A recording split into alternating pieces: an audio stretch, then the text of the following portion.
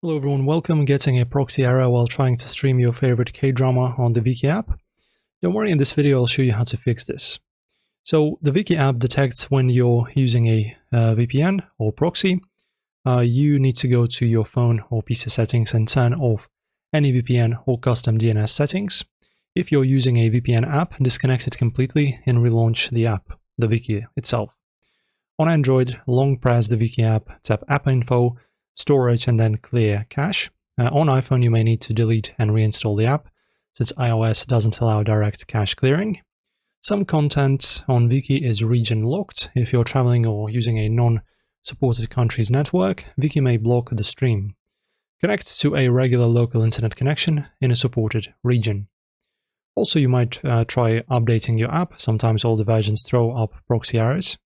And if none of this works, you can contact Viki's support team, mention your error message and your region, and they will help you unblock your account if you're flagged.